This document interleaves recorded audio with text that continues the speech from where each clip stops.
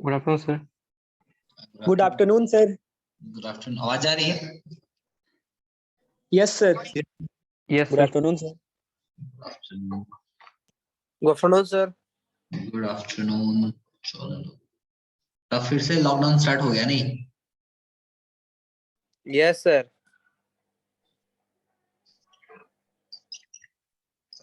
Good afternoon sir.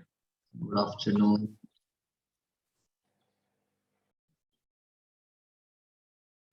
Good afternoon sir.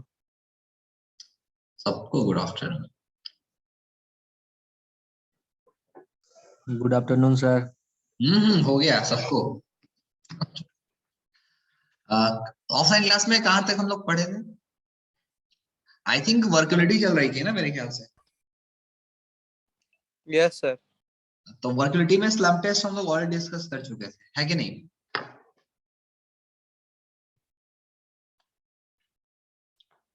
Slum को test all discuss कर चुके थे? यस और नो? 21 सर स्लम टेस्ट हो गया था सर। हाँ तो मैं तो बोला डिस्कस कर चुके हैं ना उसको। थोड़ा Yes, नाम से जो भी लोग आएंगे नाम से आएंगे, जैसे F37 कौन है ये? डी, अपना नेम और रजिस्ट्रेशन नंबर के साथ में एंट्री करोगे, ठीक है?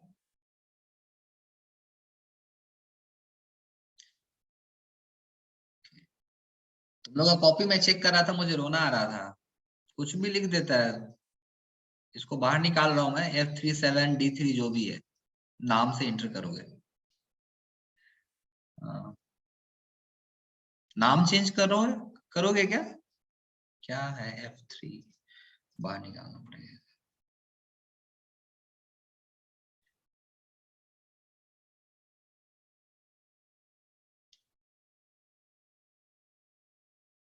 चलो,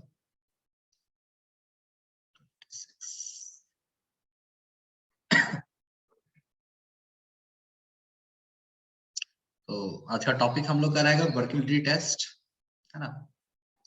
सर आईडी डालेंगे या रजिस्ट्रेशन नंबर?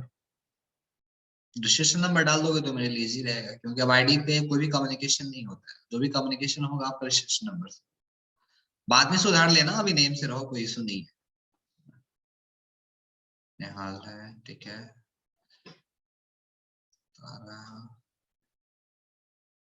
ठीक है, चलो तो स्टार्ट करते हैं। तो बात करते हैं वर्किबिलिटी की। वर्किबिलिटी क्या है? What do you mean by workability? क्या है वर्किबिलिटी? एनीवन? वर्किबिलिटी क्या है? किसी को आइडिया है? Yes sir. Easy to mix, transport and place and finishing. Okay, और एनीवन? कंक्रीट के साथ कितना आसानी से काम कर सकते हैं सर हम? Okay, how much easy to work Easy. Concrete, है ना? Yes sir. In terms of placing, transporting, mixing, है ना? तो इसे वर्किबिलिटी बोल देते हैं। So there are n number types of methods to measurement the workability, like slump test, VV test, compaction factor test, K-slump test है, flow table test है। तो there are n number types of test, but as per your syllabus आपको क्या पढ़ना है? आपको बस slump test के बारे में पढ़ना है, और compaction factor test, VV test में कुछ आइडिया आपको दे दूंगा। तो वर्किबिलिटी आपको पता है। अब ये भी चीज आपको ऑलरेडी हम लोग डिस्कस कर चुके हैं क्लास में कि वर्किबिलिटी आपके कंक्रीट, बेसिकली वर्किबिलिटी करता क्या ये? स्ट्रेंथ पे क्या अफेक्ट करेगा? वर्किबिलिटी अगर ज्यादा है, कहने का मतलब आपका स्ट्रेंथ पे क्या अफेक्ट पड़ेगा? एनीवन? अगर आप कंक्रीट बना रहे हो, ठीक है। तो स्ट्रेंथ कम आएगा सर। अगर मैं Strength weak हो बोलता जाएगा हूं सर। कि वर्केबिलिटी ज्यादा है, वर्केबिलिटी इज मोर, तो दो चीज है ना, एक स्ट्रेंथ है और दूसरा क्या होता था, वर्केबिलिटी, है ना। हाँ, सो अगर आप कंक्रीट बना रहे हो तो कंक्रीट में आपको दोनों चीज चाहिए, स्ट्रेंथ भी चाहिए और वर्केबिलिटी भी चाहिए, यस और नो। स्ट्रेंथ भी चाहिए, वर्केबिलिटी भी चाहिए, ऐसा यस सर। एम होता है कि मुझे दोनों मिलना चाहिए।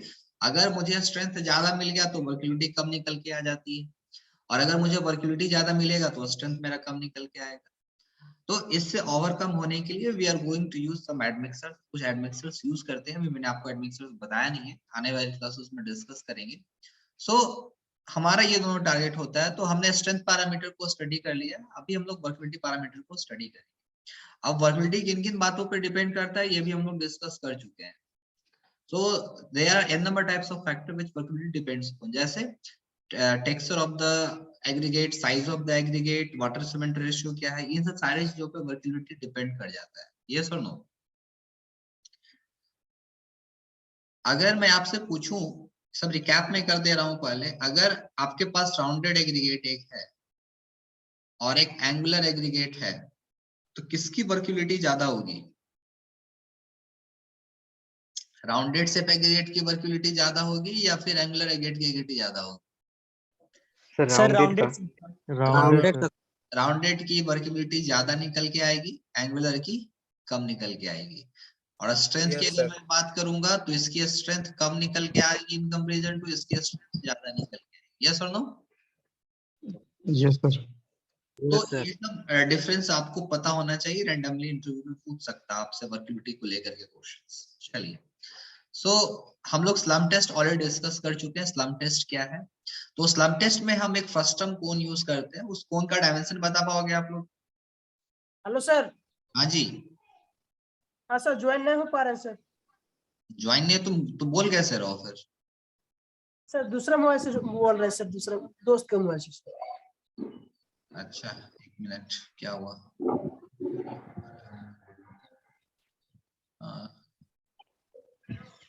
अच्छा, क्लियर, ऑल राइट।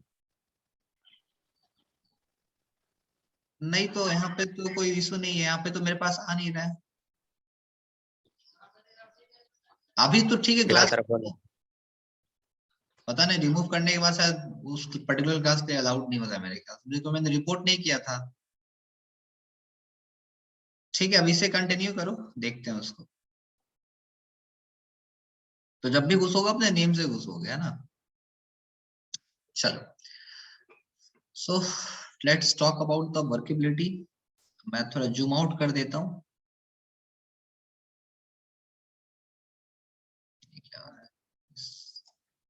दिख रहा है, विजिबल है। Yes sir. चलो, तो बात करते हैं स्लम टेस्ट। तो स्लम टेस्ट में फर्स्ट टर्म कौन होता है, स्लम टेस्ट के बारे में कोई बता पाएगा, anyone having idea about the slump test, yes, कोई बताएंगे स्लम टेस्ट क्या है। तो स्लम टेस्ट में हम लोग क्या यूज करते हैं, फर्स्ट टर्म कौन यूज करते हैं, कुछ इस तरीके से उसका होता है, यस और नो। Yes, sir. इसका डायमेंशन कितना होता है, what is the dimension. Sir 10, upper 20, डेट 30. लोअर 20 ये 10 सेंटीमीटर, 20 सेंटीमीटर, और ये हाइट कितनी होती है 30 सेंटीमीटर। 30 सेंटीमीटर। अब इसमें जो इंपॉर्टेंट टर्म है, जो इंपॉर्टेंट चीज है इसमें, it is the most popular method available to the find the workability of input. इसे, इस पर्टिकुलर मेथड को हम लोग बेसिकली, जो साइट हम लोग का जो फील्ड है, फील्ड में हम लोग इसे रैंडम कर सकते हैं, मतलब इंस्टेंट रिजल्ट ये हमको दे देता है। तो इसे लैब में एज वेल एज फील्ड में भी हम लोग टेस्ट कर सकते हो। बेसिकली जनरली हम लोग यही स्लम टेस्ट यूज करते हैं फील्ड में।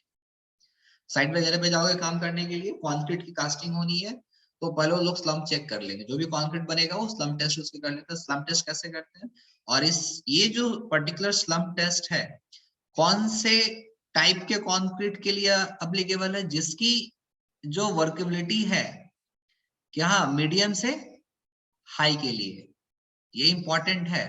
जिसकी वर्केबिलिटी मीडियम से हाई है बस उसी पर्टिकुलर टाइप के वर्केबिलिटी के लिए हम स्लम टेस्ट यूज करेंगे। अगर वर्केबिलिटी आपका कम है उसके लिए अलग टेस्ट है, देखते हैं उसको। तो ये ऑलरेडी डिस्कस कर चुके हम लोग। 25 नंबर्स ऑफ ब्लोज हम लोग डालते हैं स्लम कोन टेस्ट में, डालते हैं ना 20 लेयर वाइज लेयर। 4 लेयर में हम लोग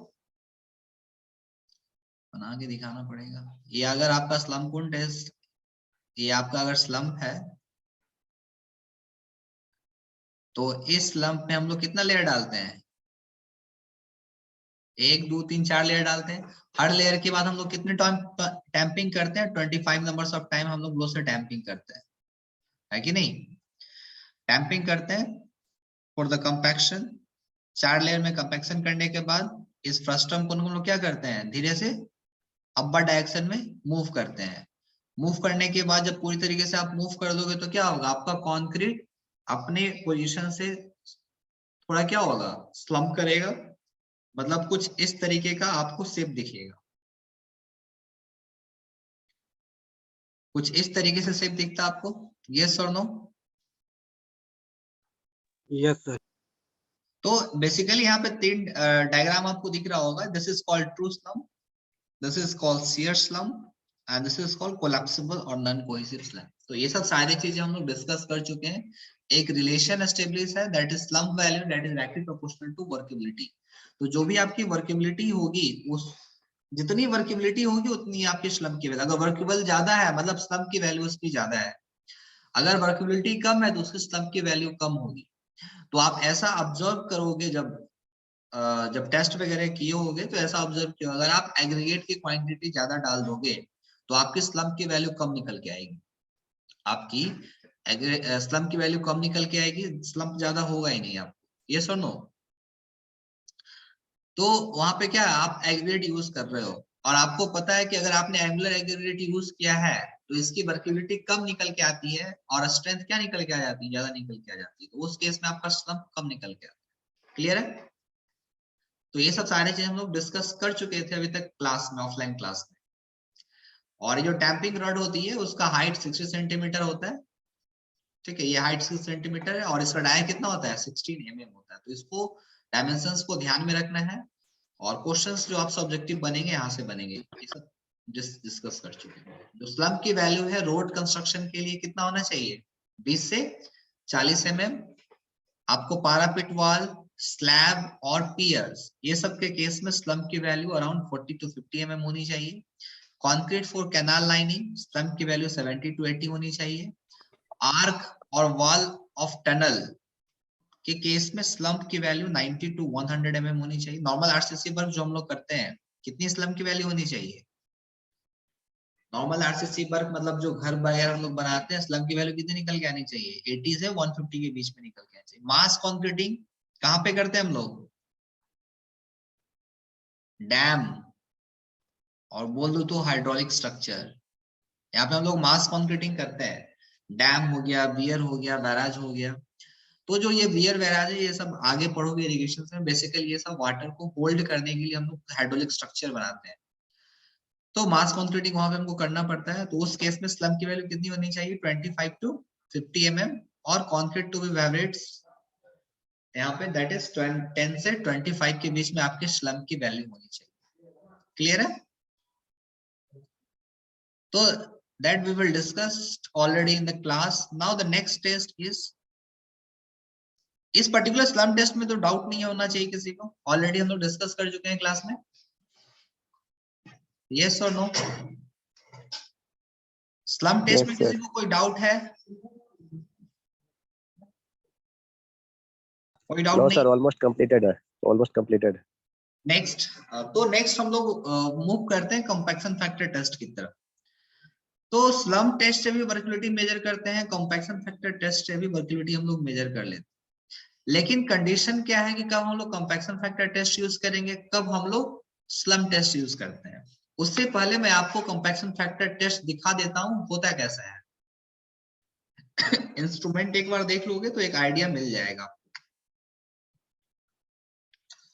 compaction factor test,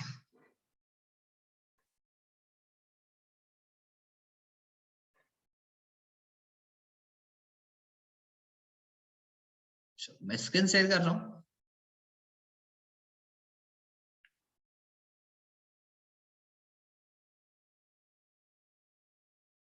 I think screen दिख रहा है सबको?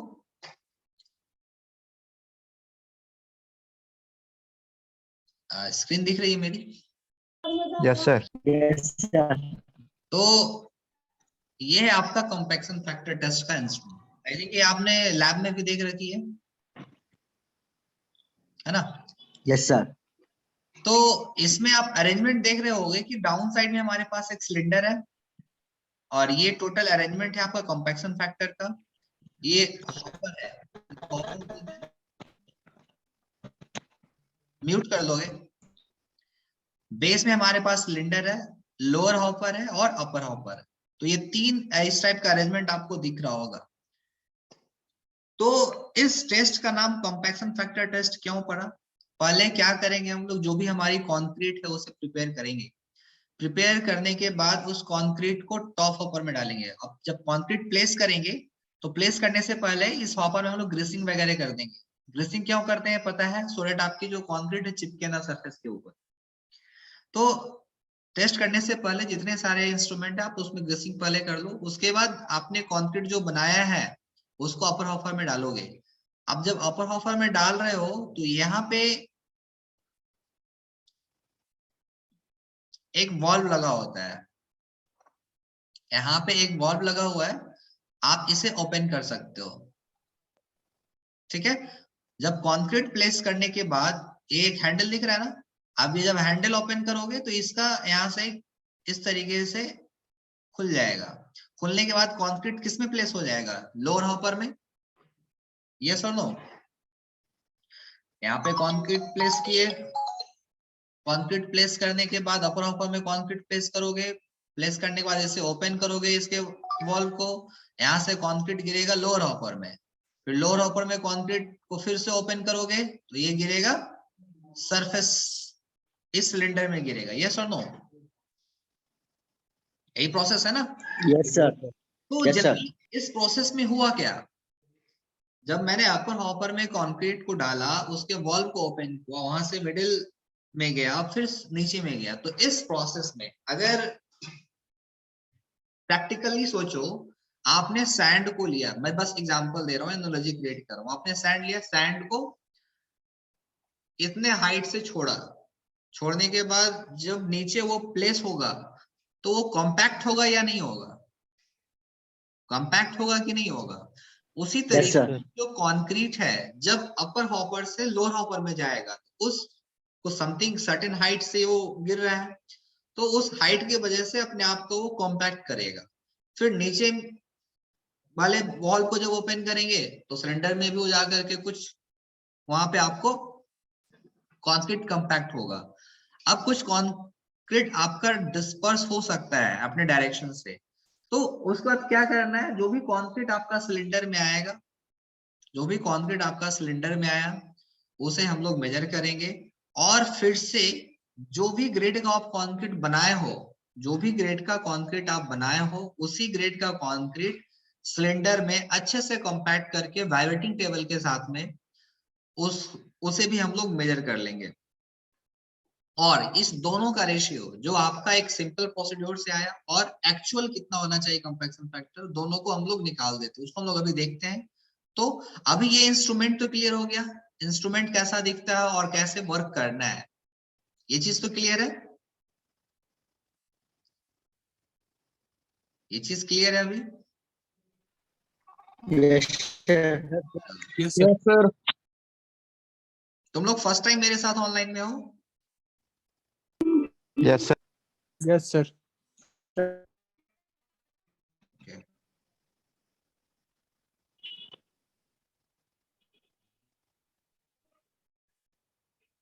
नाउ देखते हैं क्या है। तो कंपैक्शन फैक्टर टेस्ट क्या है? This test is more accurate and sensitive than slump test and it's suitable to use for concrete having medium to lower. अच्छा तुम लोग मैसेज कर रहे हो। हर्षराज आनंद, हर्षराज आनंद 1249 कुछ कहाँ पे प्रॉब्लम है बताएंगे? हर्षराज आनंद, आई थिंक आप लेटरल हो गया। हर्षराज आनंद,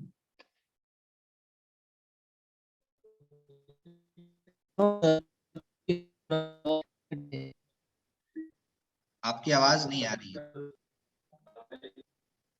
आप मैसेज लिख दो, मैं देख लेता हूँ उसे, है ना। हर्षराज आनंद, आपका जो भी डाउट है आप मैसेज में लिख दीजिए, मैं उसे क्लियर कर देता हूँ। चलिए, सो जो कंपैक्शन फैक्टर टेस्ट है, this test is more accurate and sensitive than the slump test and it's suitable to be used for concrete having medium to low workability. अब यहाँ पे क्वेश्चन अराइज होगा आपका ऑब्जेक्टिव, कंपैक्शन फैक्टर टेस्ट हम लोग कब use करेंगे? जब आपकी वर्केबिलिटी कहां से कहां तक हो? मीडियम टू लो। जब आपकी वर्केबिलिटी मीडियम टू लो है, हम लोग कंपैक्शन फैक्टर टेस्ट यूज करते हैं। अगर आपकी वर्केबिलिटी मीडियम से हाई है तो कौन सा टेस्ट यूज करते हैं? मीडियम से हाई है तो स्लम्प टेस्ट। ये ऑब्जेक्टिव क्वेश्चन आपके एग्जामिनेशंस में पूछेगा कि कंपैक्शन फैक्टर टेस्ट कब यूज करेंगे, स्लम्प टेस्ट कब यूज करेंगे। तो डिपेंड कर जाता है हमारे वर्केबिलिटी के ऊपर। आपकी अगर वर्केबिलिटी मीडियम टू लो है then we will use for the compaction factor test and this test is more sensitive than the slump test. Now, the principle of this test is to based on measuring the degree of compaction achieved by performing standard amount of work on concrete by allowing it to fall through known standard height. कहने मतलब क्या हुआ? Compaction factor test में हम लोग concrete को एक known height से क्या करते हैं? हॉपर के थ्रू प्लेस करवाते हैं या ड्रॉप करते हैं। यस और नो? ये आपका एक हॉपर था, यहाँ पे एक हॉपर था, यहाँ पे एक हॉपर था। इसकी हाइट मुझे पता है, वी कैन मेजर, हम लोग मेजर कर सकते हैं इसके हाइट को। यस और नो? यस और नो? मेजर कर सकते हैं? Yes, sir. इसका हाइट मेजर कर सकते हैं, कितने हाइट से ड्रॉप हुआ। तो हम लोग बोलते हैं कि एक नोन हाइट से जो भी कंक्रीट है उसको हम लोग फ्लो करवाएं या फिर ड्रॉप करवाएं एक नोन हाइट से। तो मैंने उस पर क्या किया? वर्क किया। तो जब पर्टिकुलर हाइट से प्लेस हुआ है तो उसे हम लोग बोलते हैं डिग्री ऑफ कंपैक्शन। अब बात करते हैं कंपैक्शन होता क्या है। What do mean by compaction? Compaction एक वर्ड आया है, कंपैक्शन क्या है? एनीवन? कंपैक्शन किसको बोलेंगे? रिकॉर्डिंग चल रही है ना?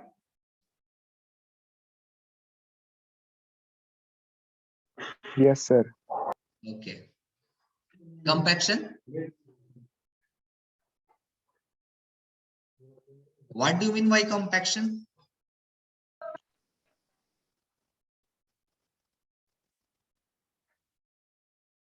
कंपैक्शन क्या है?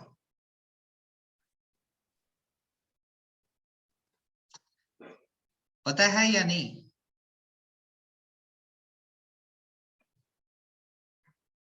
नहीं पता है।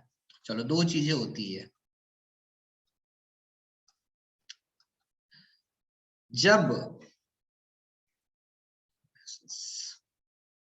कोई ऑब्जेक्ट को दो तरफ से फोर्स देना, कोई ऑब्जेक्ट को दो तरफ से फोर्स देना is called compaction.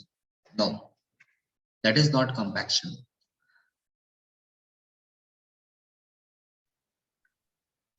That is compressive force. It may be compressive or it may be tensile. It is not compaction. हर्ष बोल रहा है कि किसी भी ऑब्जेक्ट को दो तरफ से फोर्स देना, तो दो तरफ से फोर्स हम ऐसे भी दे सकते हैं, ऐसे भी दे सकते हैं। इसे कंप्रेसिव फोर्स बोलते हैं, इसे टेंसाइल फोर्स बोलते हैं। That is not compaction. Compaction force means that up or down में जो force load करते हैं उसको compaction कहते हैं। आपकी आवाज नहीं आ रही है। तो बेसिकली मैं बताता हूँ, अब कंपैक्शन आपका आ जाता है कैसे? अब कंक्रीट प्लेस करते हैं तो वहां पे हम उसको कंपैक्ट करते हैं। जैसे कि स्लम टेस्ट में भी आपने देखा कि हम लोग ने क्या टैंपिंग रॉड से मैंने कॉम्पैक्ट करा उसे 25 नंबर ऑफ ब्लोज दिया वहां पे, लेकिन यहाँ पे मैंने कोई टैंपिंग रॉड यूज नहीं किया, यहाँ पे मैंने हाइट यूज किया हूँ कॉम्पैक्शन। तो बेसिकली कॉम्पैक्शन में होता क्या है, कॉम्पैक्शन हम लोग करते हैं इसलिए सो डैट आपका जो सिस्टम है, आपका जो सैंपल है, उस सैंपल से हमने क्या किया, एयर वॉइड्स को निकालना है। क्या निकालना है, एयर वॉइड्स निकालना है। अगर एयर वॉइड्स निकल गया तो दैट इज कॉल्ड कॉम्पैक्शन। और अगर वाटर मॉलिक्यूल्स निकलता है, और अगर वाटर मॉलिक्यूल्स निकलता है या मॉइस्चर निकलता है, उसे क्या बोल देते हैं, उसे कंसोलिडेशन बोल देते हैं। क्या बोल देते हैं, कंसोलिडेशन। तो एक बार फिर रिपीट कीजिएगा ना। Yes, I am going to repeat. Compaction जब किसी भी सैंपल पे, सपोज मान लेते हैं सॉइल या कंक्रीट है, जब आप कंपैक्शन कर रहे हो, कंपैक्शन कर रहे हो मतलब अभी आपका ये है, मैं एक व्हाइट पेज ले लेता हूँ।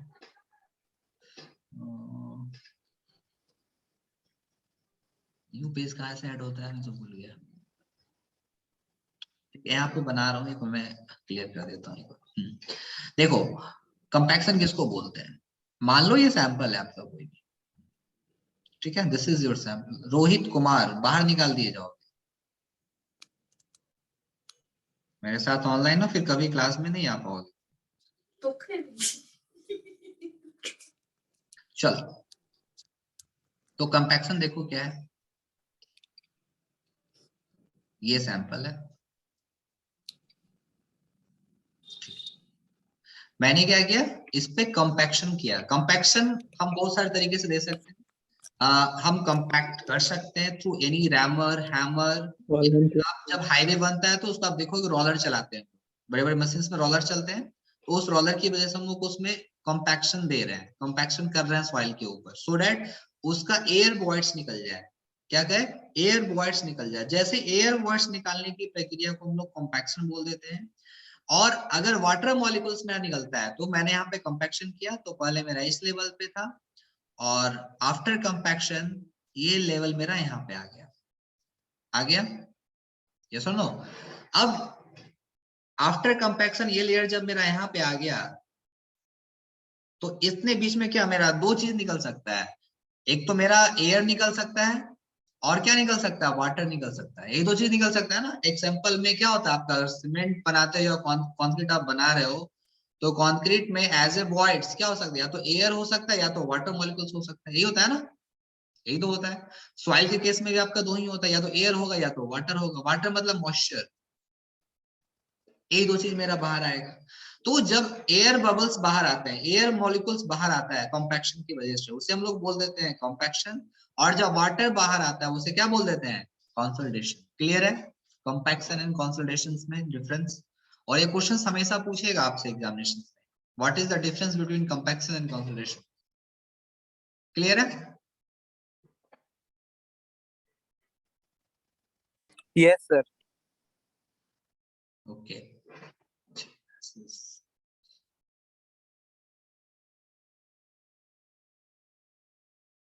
नेक्स्ट आगे बढ़ते हैं।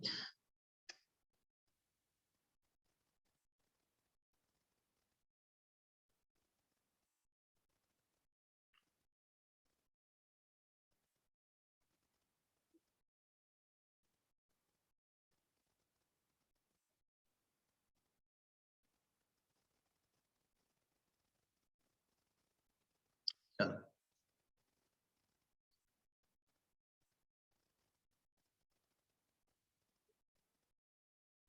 चलिए नेक्स्ट पॉइंट क्या बोल रहा है। So the principle that is over. The apparatus of this test consists of two conical hopper placed one over each other and cylinder container at the bottom. ये ऑलरेडी डिस्कस कर चुके हैं, मैं दिखा भी दिया आपको। ये क्या हो गया,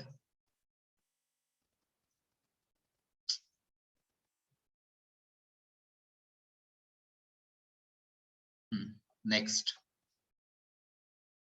क्या बोल रहा है, in order to perform this test, concrete is filled in the upper conical hopper and allowed to fall into the lower hopper one by one, opening the trap door and finally into the cylinder. तो basically top hopper में मैंने concrete को डाला, उसे open किया उसके ball को, फिर वो सेकेंड हॉपर में गया, फिर सिलेंडर में आ गया। Now mass of concrete filled the cylinder is noted. तो सिलेंडर में कितना मास फिल्ड हुआ, आपके पास 3 हॉपर है, इससे प्लेस होके इसमें गया, इससे प्लेस होके इसमें गया, इसमें जितना आपका कंक्रीट गया उसका मास हम लोग नोट कर लेंगे। क्लियर है? The cylinder is emptied and again filled with compacted concrete, properly compacted and its mass is again noted. अब यहाँ पे दो Can I process. ask question? हाँ हाँ श्योर। आपका टूथपेस्ट में नमक है क्या? अच्छा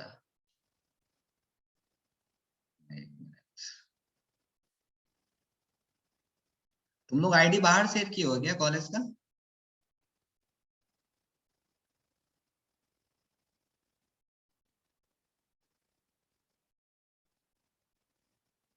Anyone having shared the ID to the outside the class? एक मिनट,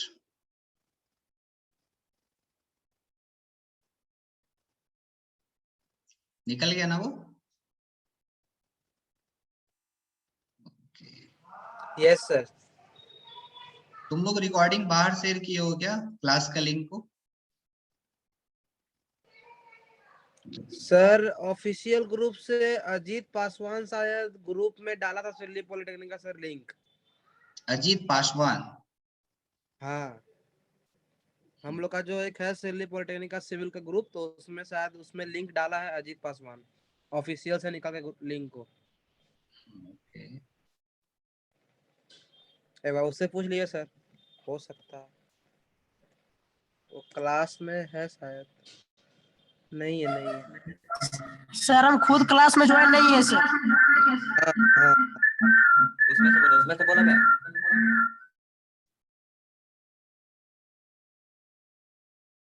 एक मिनट रुको थोड़ा सा।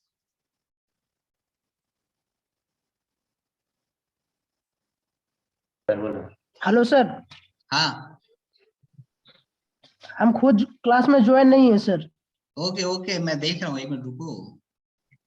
और मैंने कोई लिंक शेयर नहीं किया था, सर्वे का शेयर किया था सर सिलिकॉन ग्रुप पे सर। आस्क टू अनम्यूट, मुझे एक बार सेटिंग चेंज करने दो, ओके सर। फिर सब भूल गया मैं पहले। क्लास में ऐसे डिस्टरबेंस। हाँ बोलो, कौन बोल रहा है? गौतम कुमार बोलिए, बोलिए गौतम।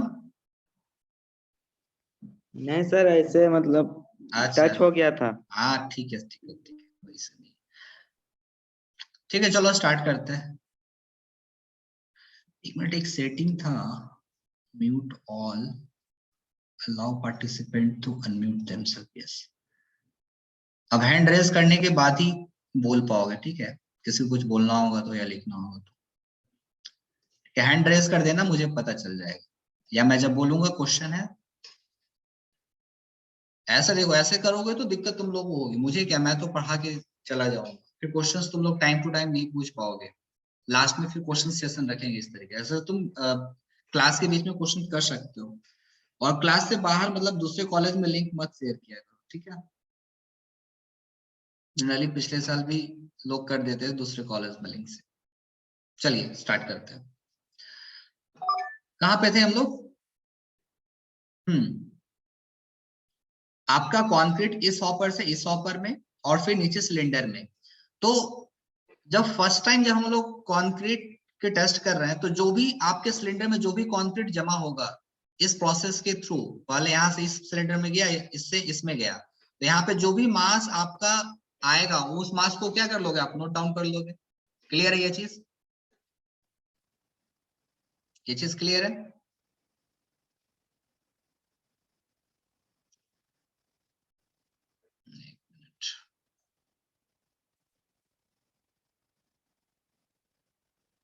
अच्छा, मैसेज तुम लोग कर सकते हो है ना?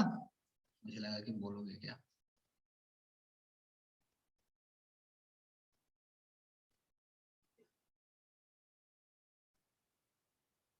चलो सो ये मास मैंने नोट कर लिया, रिपीट वंस। मैं फिगर से रिपीट कर देता हूं एक बार।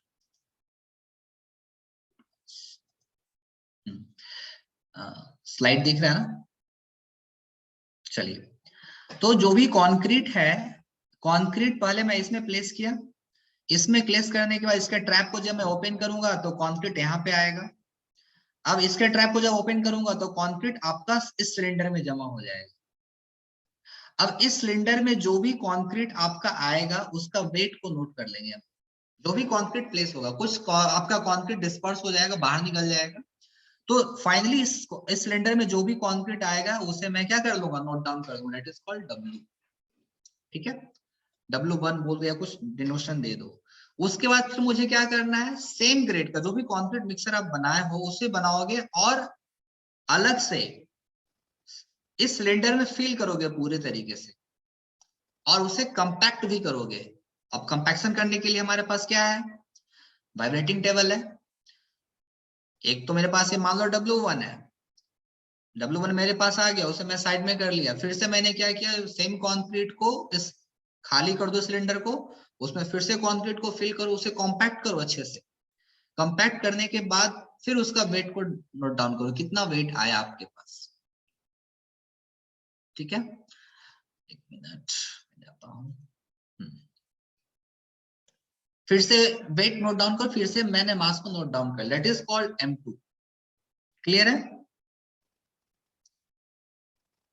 क्लियर है अभी?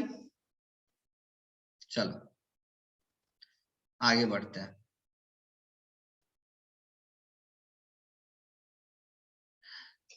तो workability of concrete is then reported in terms of parameters called compaction factor that signifies the ratio of mass of partially compacted concrete to the fully compacted concrete।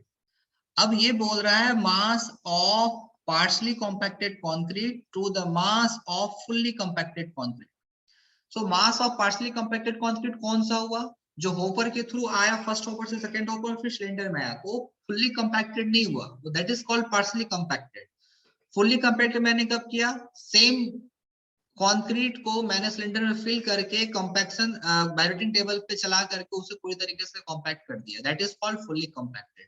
इस दोनों के रेशियो को हम लोग क्या बोल देते हैं, कंपैक्शन फैक्टर बोल देते हैं। क्या बोल देते हैं, कंपैक्शन फैक्टर बोल देते हैं। और इसका जो डेटा है आपको साथ शेयर किया गया है। सो कंपैक्शन फैक्टर 0.8, 0.85, 0.9, 0.92, 0.95, उसके रिस्पेक्ट में स्लम की वैल्यू 25, 50, 75, 100, 150 ये निकल के आ जाएगी। ठीक है, तो ये बस प्रोसेस आपको पता होना चाहिए कि कंपैक्शन फैक्टर टेस्ट क्या है। Compaction factor test partially compacted concrete divided by fully compacted concrete, उसके रेशियो को हम लोग बोल देते हैं कंपैक्शन फैक्टर टेस्ट और compaction factor value of concrete. इसकी वैल्यू लाई करती है कहां से कहां तक, 0.8 से लेकर के 0.95 तक। अगर कंपैक्शन फैक्टर की वैल्यू कुछ भी आ सकती है, मान लो कंपैक्शन फैक्टर का वैल्यू आपका आ गया 0.82 आ गया, तो इसके कहीं बीच में आएगा, यहाँ पे वैल्यू लाई कर रहा है आपका, तो उसके बीच में आप स्लम्प आप देख लो, ये एक आपको टेबल दिया हुआ है कि तो 0.8 compaction factor is approximately equal to 25 slump, उसकी वैल्यू निकल के आनी चाहिए। 0.85 के कॉरस्पॉन्डिंग में स्लम्प की वैल्यू 50 आ जाएगी, 0.9 के कॉरस्पॉन्डिंग में स्लम्प की वैल्यू 75 आएगी। तो ये आपका रेशियो ऑलरेडी दिया हुआ, उसके अकॉर्डिंग आप जैसे ही आपका रिपोर्ट आएगा आप उस पे रिव्यू दे सकते हो, उस पे आप जजमेंट दे सकते हो कि कंपैक्शन फैक्टर 0.9 है, कंपैक्शन फैक्टर 0.9 है, तो उसकी स्लम की वैल्यू 75 होनी चाहिए। तो ये डेटा आपको पता होना चाहिए। नेक्स्ट, डिग्री ऑफ वर्केबिलिटी, तो मैंने स्लम टेस्ट से भी डिग्री ऑफ वर्केबिलिटी निकाली थी, यहाँ भी डिग्री ऑफ वर्केबिलिटी निकालेंगे। तो अगर कंपैक्शन फैक्टर टेस्ट 0.85 है, अगर कंपैक्शन फैक्टर टेस्ट की वैल्यू 0.85 है, डिग्री ऑफ वर्केबिलिटी क्या है, डिग्री ऑफ वर्केबिलिटी लो निकल के आएगी। अगर 0.92 है उसे बोलते हैं मीडियम वर्केबिलिटी। अगर 0.95 है दैट मींस उसकी वर्केबिलिटी क्या है, हाई है। क्लियर है? तो दिस इज